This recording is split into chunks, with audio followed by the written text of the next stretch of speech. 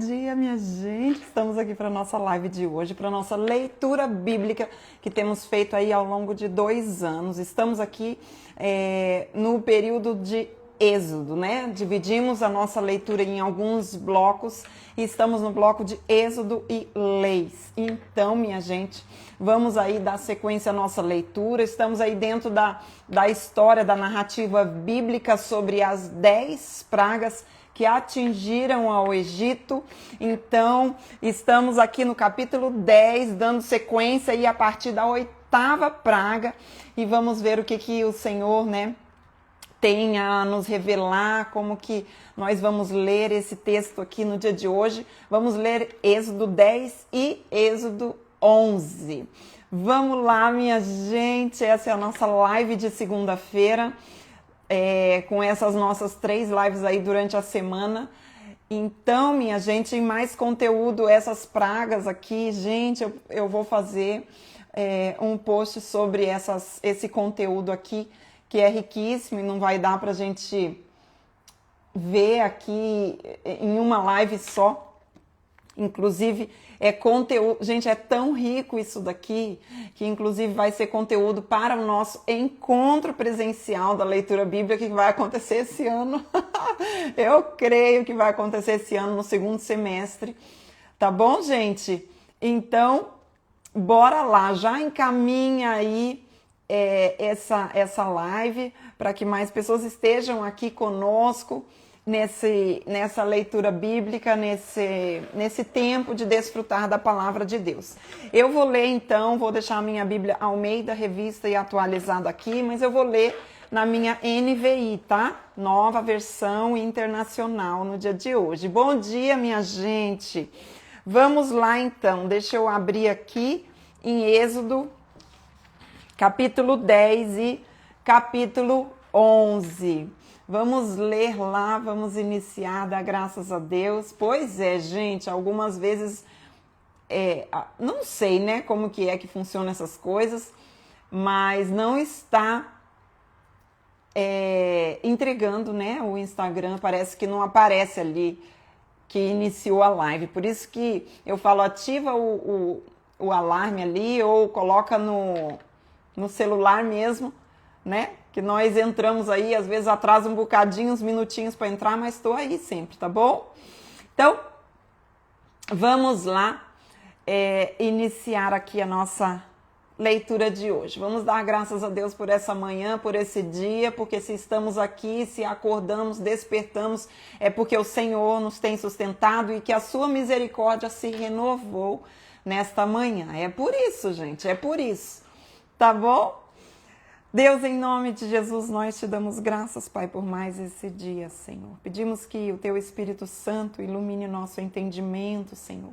Abra os olhos do nosso coração para que possamos, Senhor, contemplar as Tuas maravilhas, contemplar quem Tu és, Senhor. Que a nossa vida venha a ser transformada à medida que vamos Te conhecendo com este Deus que se revela nas Escrituras Sagradas e não aquele Deus que criamos tantas vezes, Senhor. Livra-nos de nós mesmos, Senhor, para que possamos viver para o Senhor, para a Tua glória e Teu louvor, em nome de Jesus. Amém. Vamos lá então, minha gente. Vamos iniciar a nossa leitura aqui então em Êxodo capítulo 10. Bora lá. Diz assim. Então, como nós estamos aí dentro dessa leitura, no dia de amanhã nós teremos a leitura do capítulo 12, né? O capítulo 12 que vai falar justamente, aqui é a preparação ainda para a última praga, que é o golpe final, né? Aquela tacada de mestre, o golpe final, o definitivo, que vai acontecer com a morte dos primogênitos, que vai se dar então, né,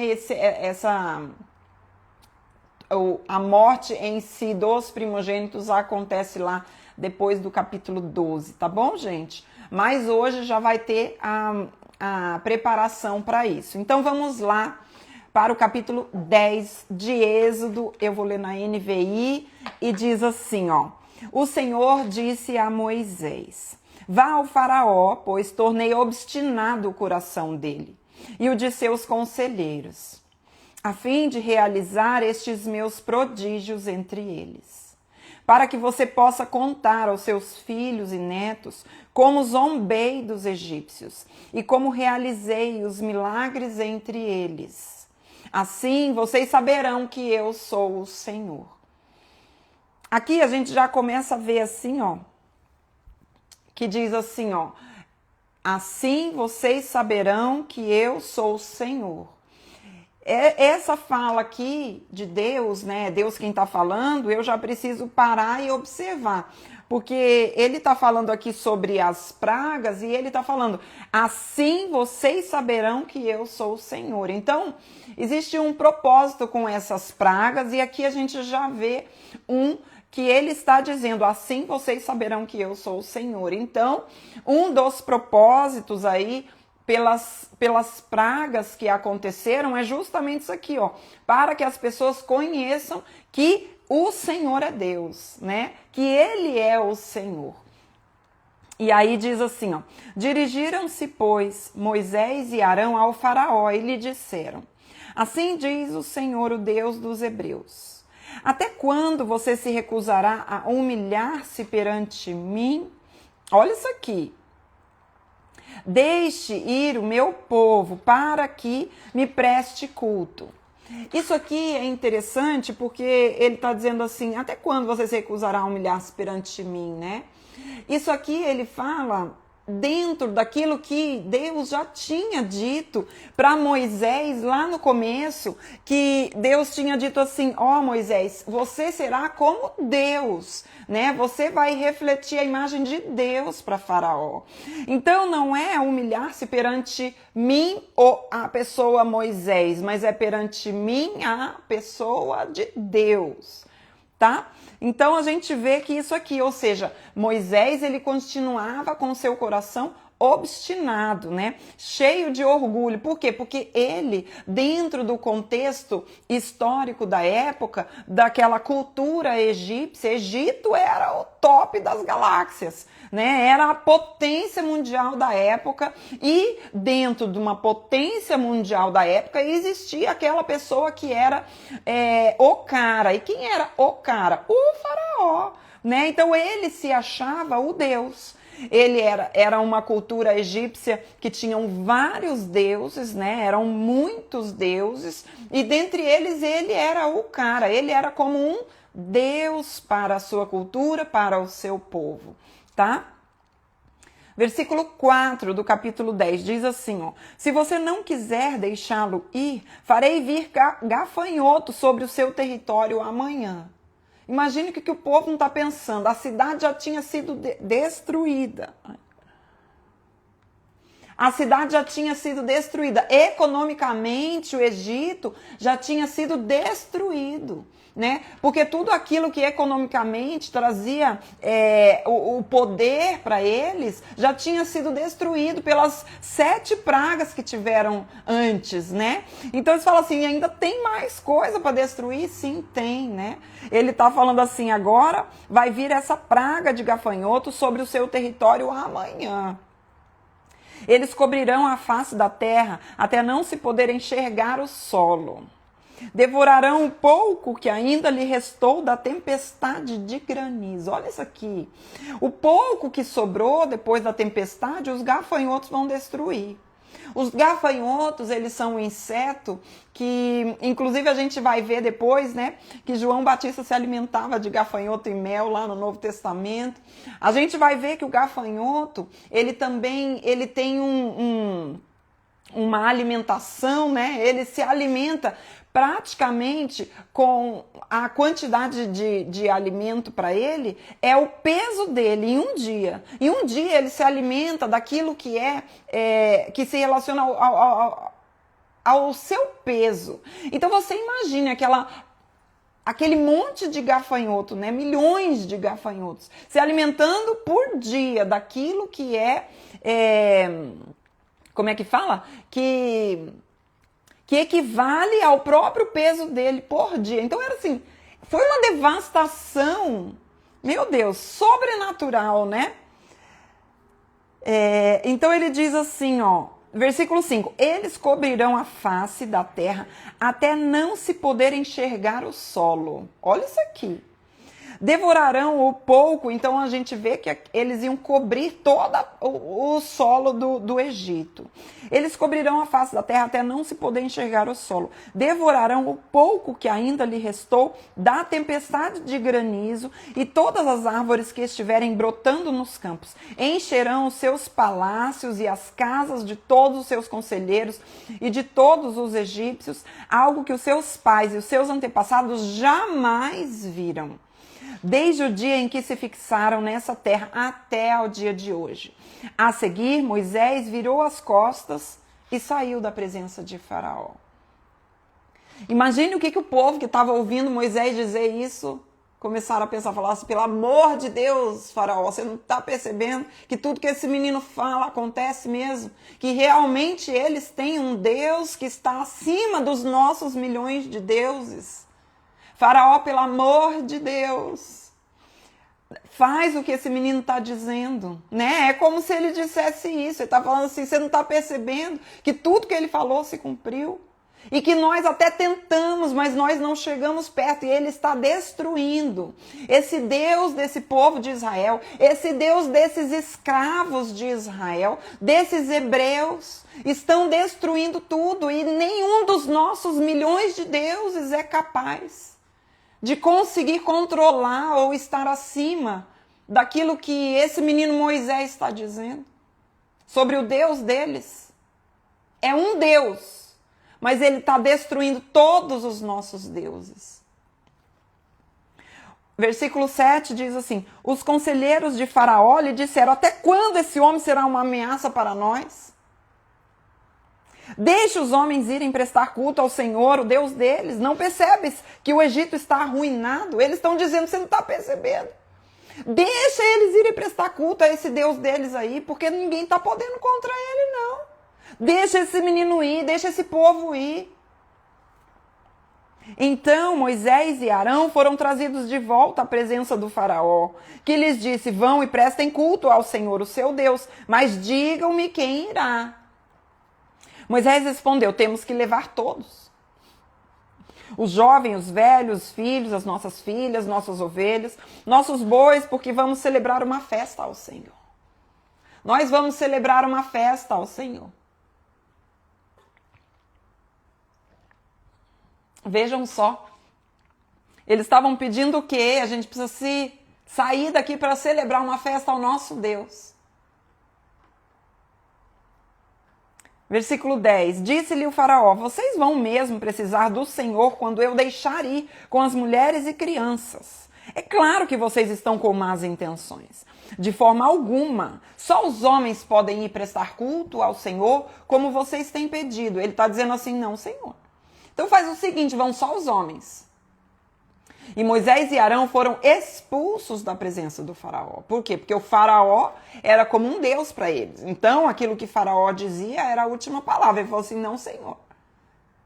Se for, vão só os homens. E o Moisés disse: não, vai todo mundo prestar culto ao nosso Deus. Não, vai só os homens. Olha o que vai acontecer. Mas o Senhor disse a Moisés: estenda a mão sobre o Egito para que os gafanhotos venham sobre a terra e devorem toda a vegetação, tudo que foi deixado pelo granizo.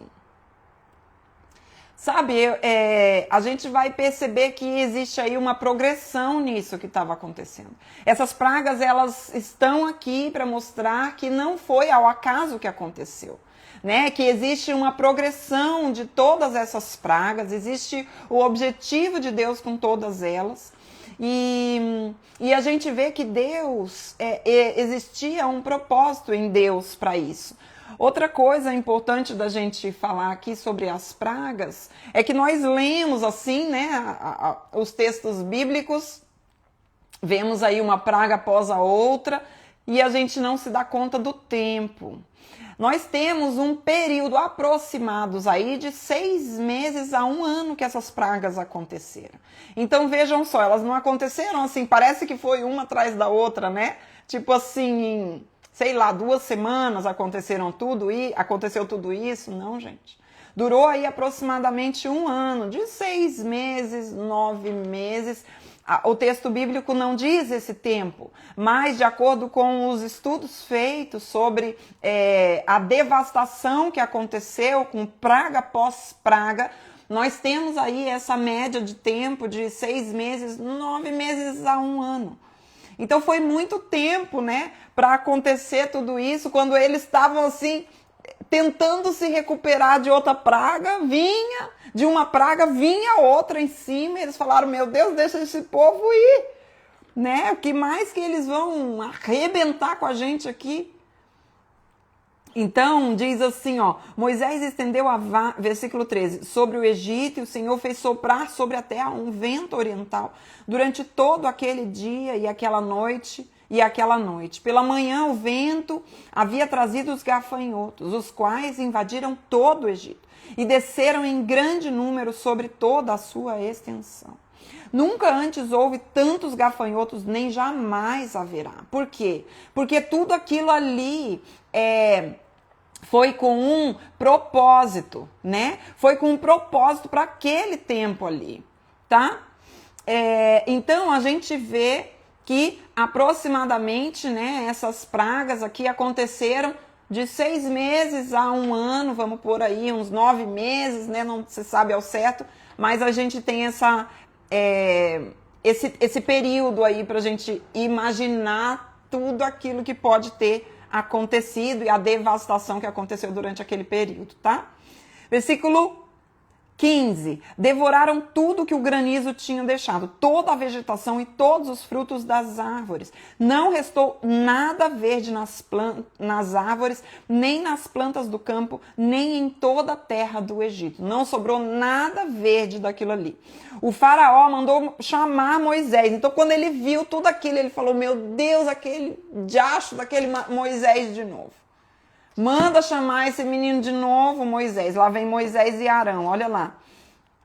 O faraó mandou chamar Moisés e Arão imediatamente e disse, pequei contra o Senhor, o seu Deus, e contra vocês. Agora perdoem ainda esta vez o meu pecado e orem ao Senhor, o seu Deus, para que ele leve essa praga mortal para longe de mim.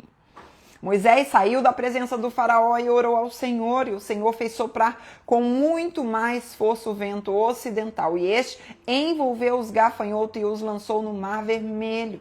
Não restou um gafanhoto sequer em toda a extensão do Egito. Olha o milagre de Deus aí, né? A gente vê que somente a mão soberana de Deus poderia ter feito isso, tanto para trazer os gafanhotos como para soprá-los para longe dali. Versículo 20, mas o Senhor endureceu o coração de Faraó.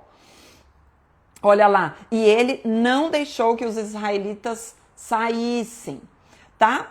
Olha isso aqui, gente. Aqui a gente vê que o Senhor endureceu o coração. E essa é uma outra questão que nós vemos relacionada aí às pragas. E a gente vai perceber isso, e é uma questão que fala, ué, mas como assim, né? O Senhor endureceu ao coração de Faraó. A gente vê no livro de Ezequiel que o Senhor, ele não se agrada da morte dos ímpios. Ele não tem prazer na morte dos ímpios, né? O texto bíblico já diz isso. Mas nesse texto aqui, o que ele está dizendo? Ele está dizendo assim, que o coração endureceu o coração de Faraó. A gente vê que já existia essa inclinação de Faraó desde o começo da história, né? Desde o começo, porque o nosso coração, ele é inclinado para o mal. O nosso coração, ele é inclinado para o mal pelo pecado. E aqui a gente vê que o coração de Faraó, ele era obstinado, ele se fortaleceu. Esse texto aqui que fala assim, mas o Senhor endureceu o coração de Faraó, ele também traz o significado de fortaleceu, de fez pesar o coração de Faraó em cima daquilo que ele já tinha a intenção, né? Então existe aí a soberania de Deus e existe aí também a obstinação do próprio coração e da vontade do homem. Existe a soberania de Deus e existe também o desejo do homem em se entregar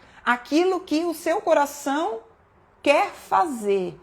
E não há nada pior do que o homem ser entregue ao seu próprio coração. Aqui o que nós vemos Deus deixando com que Faraó cumpra aquilo que está no seu coração. O seu coração é inclinado, é Deus retirando de Faraó o quê? A sua misericórdia e deixando com que Faraó seja entregue ao seu próprio obstinado coração. Nós vemos aí a justiça de Deus acontecendo. Deus não deixa de ser justo. Não. Ele continua sendo um Deus justo, onde o homem é entregue ao seu próprio coração, a obstinação do seu próprio coração. E nós vemos nessa história aqui que o Faraó, ele estava como na posição de Deus perante a sua nação. Tanto que nós vemos na história, muitas vezes, e disse o Senhor, né? É Deus quem está dizendo, é Deus quem, através dessas pragas, está revelando e manifestando que Ele é o Senhor. Que só existe um Deus verdadeiro, que é o Deus Yahvé. E não é o Faraó que se considerava Deus e que a nação do Egito via Faraó como um Deus. E a gente vai ver também, né, dentro desses textos aqui, que o próprio Faraó dizia assim, e disse Faraó, da mesma forma como disse Deus. Então não há nada pior para o homem do que ele ser entregue ao seu próprio coração. Nós vemos isso e eu quero deixar para você um texto para você meditar depois aqui. Junto com isso que nós temos lido e estudado sobre as 10 pragas aqui, anote aí no seu caderno, eu quero provocar você na sua leitura para você ler Romanos capítulo 9. Tá? Então a gente vai linkar tudo isso aqui, conectar esse texto das 10 pragas de Êxodo com Romanos capítulo 9, onde nós vemos aí a justiça de Deus, a soberania de Deus aí, a misericórdia de Deus sendo revelada, e isso nós vamos ter lá em Romanos no capítulo 9, anote aí, que é importantíssimo na nossa leitura e para quem quer aprofundar a leitura e deixar o Espírito Santo ministrar. Por quê? Porque aqui nós temos um texto que é uma narrativa histórica do que aconteceu ali, né? Naquele momento do povo enquanto escravo no Egito. Isso aqui é uma narrativa histórica daquilo ali. Isso aconteceu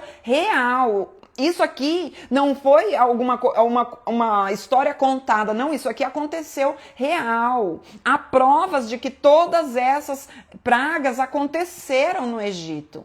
Então foi algo real que aconteceu. Mas isso tudo, que é uma narrativa que está acontecendo aqui no livro de Êxodo, está apontando para aquilo que viria a acontecer de forma teológica, apontando para o Senhor.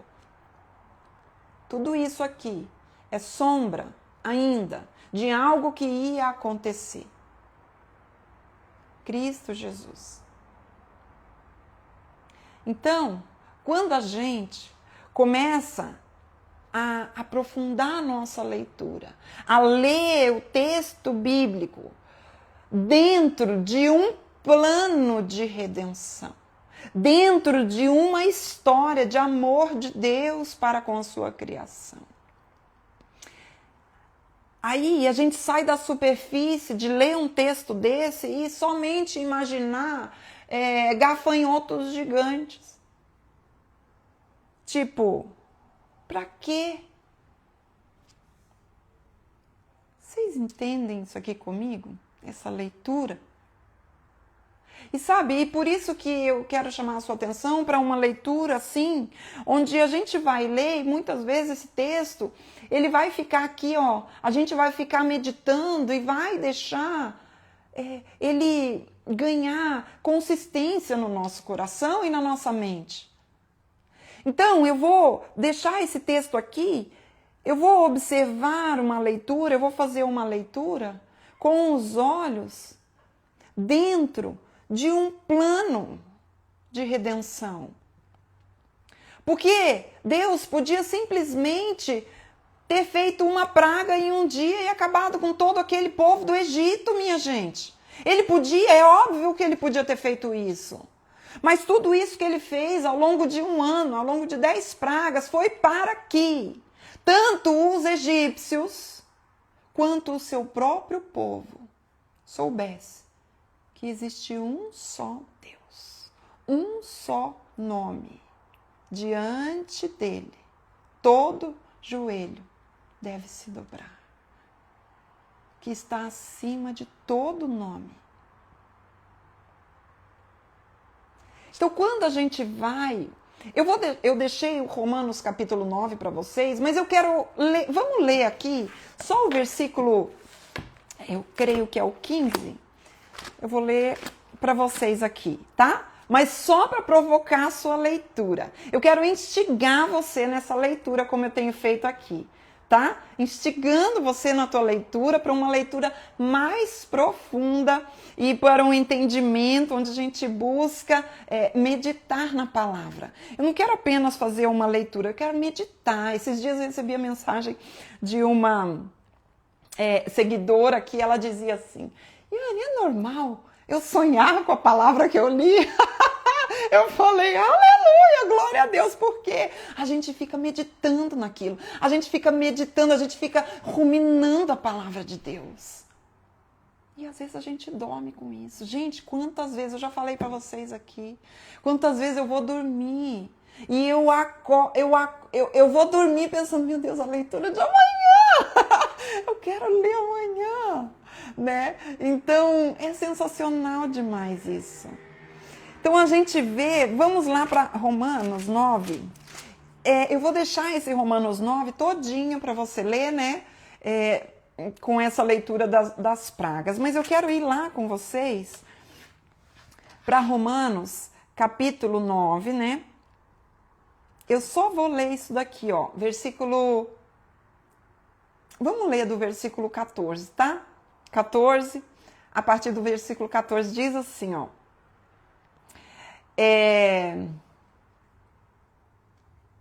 Diz assim, ó, que diremos, pois, a injustiça da parte de Deus? De modo nenhum. Pois ele diz a Moisés, terei misericórdia de quem me aprouver ter misericórdia, e compadecer-me-ei de quem me aprouver ter compaixão. Assim, pois, não depende de quem quer ou de quem corre, mas de usar Deus a sua misericórdia. Porque a Escritura diz a Faraó, para isso mesmo te levantei, para mostrar em ti o meu poder e para que o meu nome seja anunciado por toda a terra. Logo, tem ele misericórdia de quem quer e também endurece a quem lhe apraz. Meu Deus do céu. Esse texto eu vou deixar aí para você meditar nele, tá? E é o capítulo todo do 9, tá? Mas para provocar a sua leitura. Tá bom, gente? Eu vou deixar ele aí para vocês. Vamos continuar aqui, então. Voltar para a NVI. Demais, né? É demais.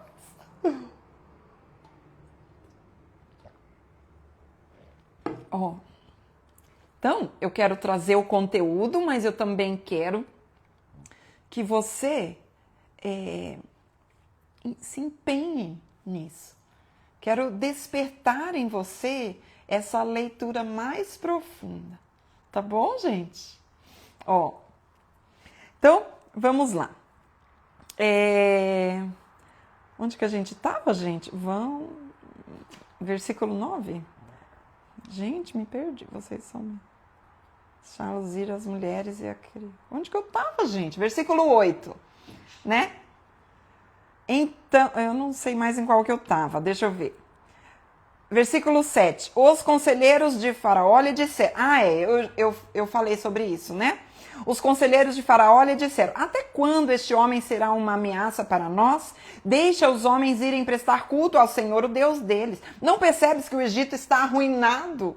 Então Moisés e Arão foram trazidos de volta à presença de Faraó, que lhes disse: vão e prestem culto ao Senhor. Aqui eu já tinha lido tudo, né, gente? Eu já tinha lido tudo. Eita, eu já estava no 21, meu Deus. Versículo 21, tá vendo, gente? Olha, tá vendo? Eu me empolgo. A gente foi lá para Romanos 9, agora volta aqui. Vamos para o versículo 21. O Senhor disse a Moisés: estenda a mão para o céu e trevas cobrirão. Eita, agora vem a nona praga. Vem a nona praga, gente. O Senhor disse a Moisés: estenda a mão para o céu e trevas cobrirão o Egito. Trevas tais que poderão ser apalpadas. Moisés estendeu a mão para o céu e por 3 dias houve densas trevas em todo o Egito. Ninguém pôde ver ninguém, nem sair do seu lugar durante 3 dias. Todavia, todos os israelitas tinham luz nos lugares que habitavam. Então o faraó mandou chamar Moisés e disse: vão e prestem culto ao Senhor. Deixem somente as ovelhas, os bois, as mulheres e as crianças podem ir. Antes ele tinha dito: não, vão só os homens. Agora, depois dessa nona praga aqui, que é as trevas, que ele não foi avisado, né? Simplesmente veio, ele falou assim: quer saber? Vão, leve as mulheres, então, leve as crianças, mas deixa os animais aqui. Deixem os animais. Mas Moisés contestou: tu mesmo nos darás os animais para os nossos sacrifícios e holocaustos que ofereceremos ao Senhor. Além disso, os nossos rebanhos também irão conosco. Nenhum casco de animal será deixado. Temos que escolher alguns deles para prestar culto ao Senhor. Olha isso aqui. O nosso Deus, e enquanto não chegarmos ao lugar, não saberemos quais animais sacrificaremos. Gente, é tanta coisa, como é que fala agora? São tantas camadas, eu tô adorando isso. São tantas camadas nesse texto aqui que, meu Deus do céu, o que ele está dizendo? Ele está dizendo: não, a gente vai levar. E outra coisa, faraó, é o seguinte: a gente não só vai levar, como vocês mesmos vão dar os animais para nós. A gente precisa levar todos. Sabe por quê? Porque chegando lá a gente não sabe qual que a gente vai ter que sacrificar. Mas o Senhor endureceu o coração de Faraó, e ele se recusou a deixá-los ir. Disse o Faraó a Moisés: saia da minha presença. Trate de não aparecer nunca mais diante de mim. No dia em que vi a minha face, você morrerá. Olha o que ele diz aqui, né? O Faraó dizendo a Moisés o quê? Sai da minha presença agora. Você não vai, se você vir de novo a minha face, você vai morrer. O que ele está dizendo aqui? Se a gente prestar bem atenção, não é a mesma coisa que Deus diz, que ninguém pode ver a Deus e permanecer vivo? Ele ainda se achava na posição de Deus, ele ainda se achava o Deus do Egito, ele ainda se achava o Deus da nação. Respondeu Moisés: será como dissesse, nunca mais verei a tua face. Aí vem o capítulo 11. Diz assim, meu Deus do céu, diz assim: disse então o Senhor a Moisés: enviarei ainda mais uma praga sobre o faraó e sobre o Egito. Somente depois desta ele os deixará sair daqui e até os expulsará totalmente. Diga ao povo, tanto aos homens como às mulheres, que peça aos seus vizinhos objetos de prata e de ouro. O Senhor tornou os egípcios favoráveis ao povo. Olha o que ele está dizendo aqui, o Senhor tornou os egípcios favoráveis ao povo. E o próprio Moisés era tido em alta estima no Egito pelos conselheiros do faraó e pelo povo. O povo já estava olhando aqui,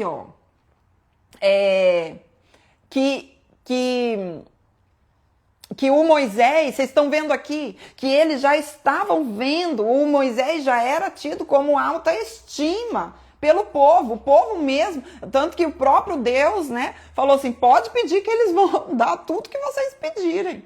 E a gente vê que realmente é isso que acontece. Versículo 4.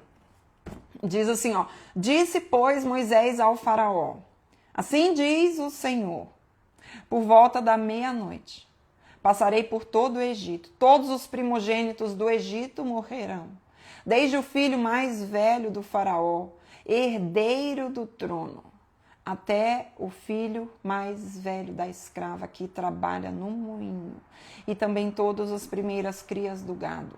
Haverá grande pranto em todo o Egito, como nunca houve antes, nem jamais haverá. Entre os israelitas, porém, nem sequer um cão latirá contra homem ou animal. Então vocês saberão que o Senhor faz distinção entre o Egito e Israel. Todos esses seus conselheiros virão a mim e se ajoelharão diante de mim, suplicando: saiam vocês e todo o povo que os segue. Só então eu sairei.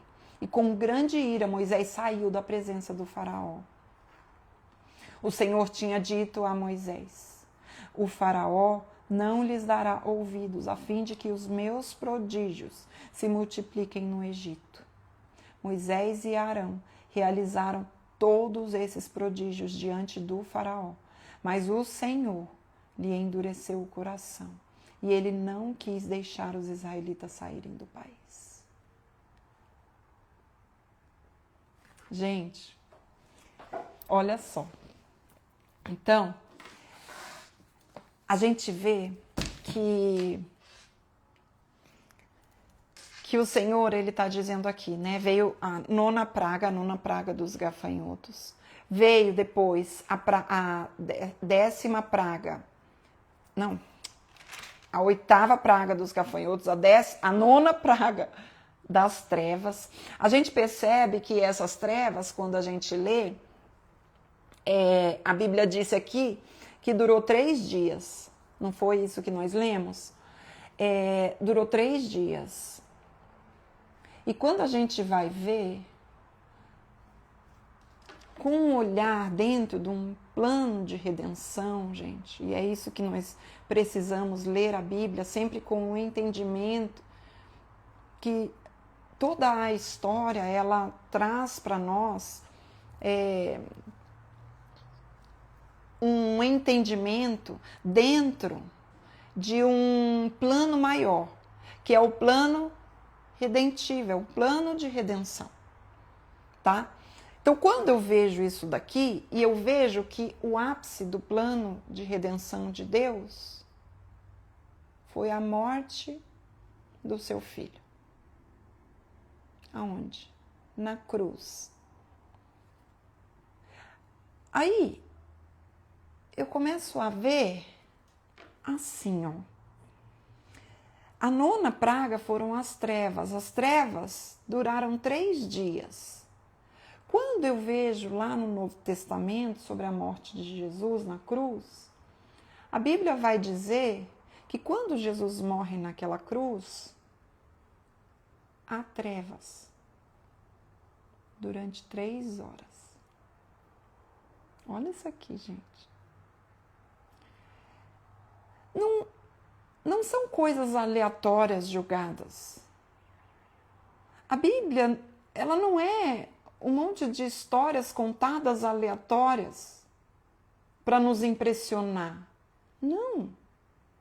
Mas a Bíblia é uma história do plano redentivo de Deus para nos salvar.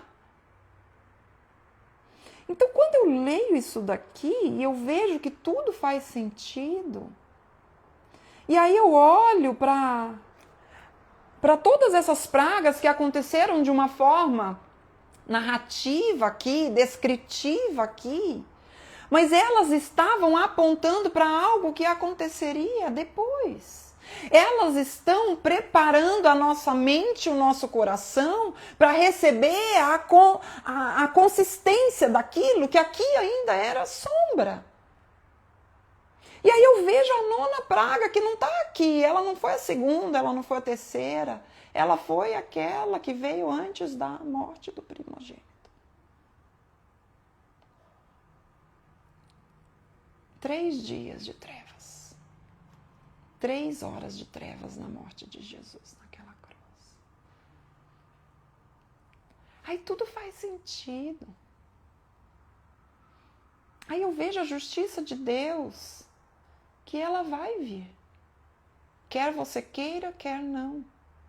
Quer você acredite, quer não.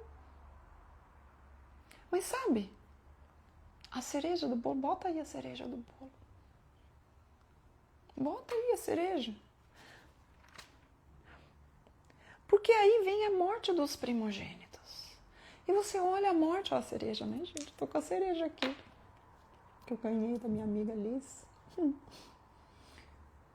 Aí vem a morte dos primogênitos e a gente vê. Por que isso? Por que a morte dos primogênitos? Quando nós vemos a história bíblica aqui, o que o faraó estava fazendo com os primogênitos de Israel? Em Êxodo capítulo 1, o faraó estava matando todos os primogênitos. Todos os meninos que nasciam. Ele estava matando, jogando no rio Nilo. Vocês lembram disso? Que eles tentaram com as parteiras, depois não conseguiram. Aí ele fez o quê? Ele falou assim, joga então, chamou os seus oficiais, os seus servos e falou, matem todos os meninos. Aqui era sobre isso. Deus respondendo a isso. Por quê, gente? E quando eu olho daí, eu elevo os meus olhos da história narrada aqui, para o plano de redenção.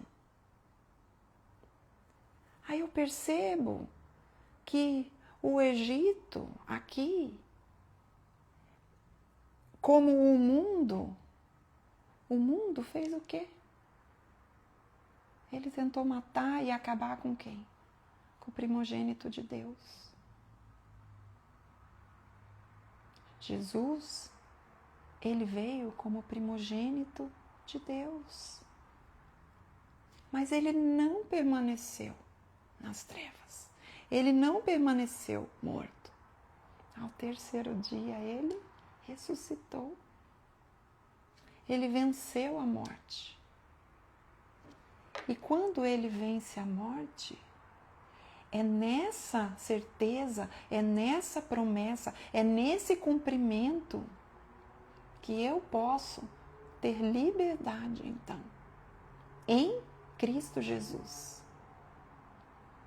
E por isso que o povo aqui de Deus, que estava separado do mundo, que a gente vai ver, ele tem a liberdade a partir do quê? Disso aqui, do capítulo 12 que nós vamos ler.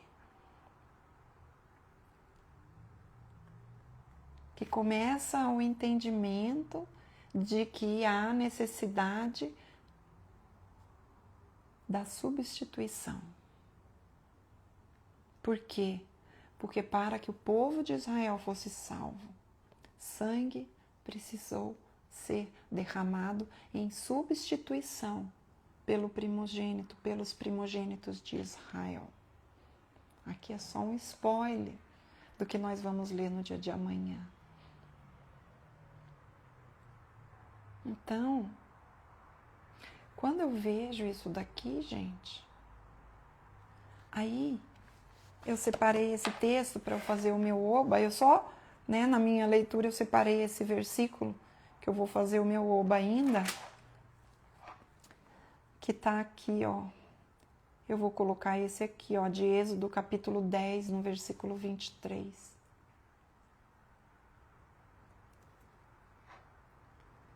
Que diz assim, ó. Não viram uns aos outros, e ninguém se levantou do seu lugar por 3 dias. Porém, todos os filhos de Israel tinham luz nas suas habitações. Isso aqui está apontando para quê? Para a vida que nós temos em Cristo. Porém, o Senhor faz essa distinção entre aqueles que estão em Cristo e aqueles que estão no mundo. Olha isso aqui. Então, ele está dizendo assim. Eles tinham luz nas suas habitações. Por quê?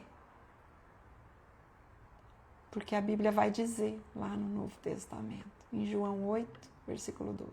Eu sou a luz do mundo. Meu Deus do céu! Porque Jesus, ele é a luz do mundo. Gente, quando eu vejo isso, eu vejo a soberania de Deus. Eu vou colocar aqui a imagem que eu separei para vocês dos gafanhotos.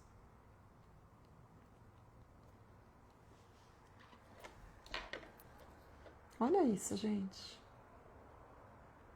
Eu achei tão maravilhosa essa imagem. Eu vou colocar mais uma imagem para vocês. Eu vou colocar mais uma aqui, ó.